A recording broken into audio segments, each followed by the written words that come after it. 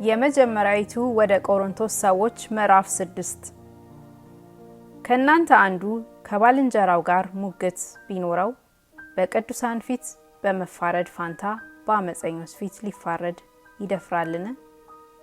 ቅዱሳን በዓለም ላይ እንዲፈርዱ አታውቁምን? በዓለምስ ላይ ብትፈርዱ ከሁሉ ይልቅ ትንሽ ስለሚሆን ነገር ልትፈርዱ አትበቁምን? የትዳር ጉዳይ ይቅርና በመላእክት እንኳን እንድንፈርድ አታውቁምን? እንግዲህ ስለ ትዳር ጉዳይ የፍርድ ቤት ቢያስፈልጋችሁ በቤተ ክርስቲያን የተናቁትን ሰዎች ፈራጆች አድርጋችሁ ታስቀምጣላችሁን? አሳፍራችሁ ዘንድ ይህን እላለሁ።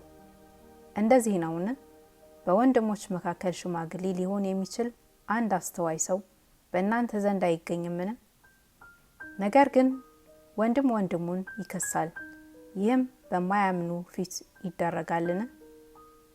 እንግዲህ ፈጽሞ የእርስ በርስ ሙግት እንዳለባችሁ በእናንተ ጉድለት ነው። ብትበድሉ አይሻልምን? ብታታልሉስ አይሻልምን? ነገር ግን እናንተ ትበድላላችሁ ታታልሉም አላችሁ፣ ያውም ወንድሞቻችሁን። ወይስ አመፀኞች የእግዚአብሔር መንግሥት እንዳይወርሱ አታውቁምን? አትሳቱ። ሴሰኞች ቢሆን ወይም ጣዖትን የሚያመልኩ ወይም አመንዝሮች ወይም ቀላጮች ወይም ከወንድ ጋር ዝሙት የሚሰሩ ወይም ሌቦች ወይም ገንዘብን የሚመኙ ወይም ሰካሮች ወይም ተሳዳቢዎች ወይም ነጣቂዎች የእግዚአብሔር መንግሥት አይወርሱም። ከእናንተም አንዳንዶች እንደ እነዚህ ነበራችሁ። ነገር ግን በጌታ በኢየሱስ ክርስቶስ ስም በአምላካችንም መንፈስ ታጥባችኋል፣ ተቀድሳችኋል፣ ጸድቃችኋል። ሁሉ ተፈቅዶልኛል፣ ሁሉ ግን አይጠቅምም። ሁሉ ተፈቅዶልኛል፣ በእኔ ላይ ግን አንድ ነገር እንኳን አይሰለጥንብኝም። መብል ለሆድ ነው፣ ሆድም ለመብል ነው። እግዚአብሔር ግን ይህንም ያንም ያጠፋቸዋል። ሥጋ ግን ለጌታ ነው እንጂ ለዝሙት አይደለም፣ ጌታም ለሥጋ ነው። እግዚአብሔርም ጌታንም አስነሳ፣ እኛንም በኃይሉ ያስነሳናል።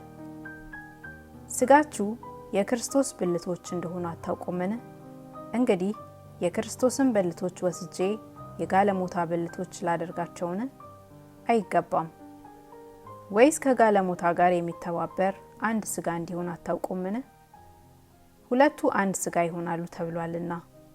ከጌታ ጋር የሚተባበር ግን አንድ መንፈስ ነው። ከዝሙት ሽሹ። ሰው የሚያደርገውን ኃጢአት ሁሉ ከሥጋ ውጭ ነው። ዝሙትን የሚሰራ ግን በገዛ ሥጋው ላይ ኃጢአትን ይሰራል። ወይስ ሥጋችሁ ከእግዚአብሔር የተቀበላችሁት በእናንተ የሚኖረው የመንፈስ ቅዱስ ቤተ መቅደስ እንደሆነ አታውቁምን? በዋጋ ተገዝታችኋልና ለራሳችሁ አይደላችሁም። ስለዚህ በሥጋችሁ እግዚአብሔርን አክብሩ።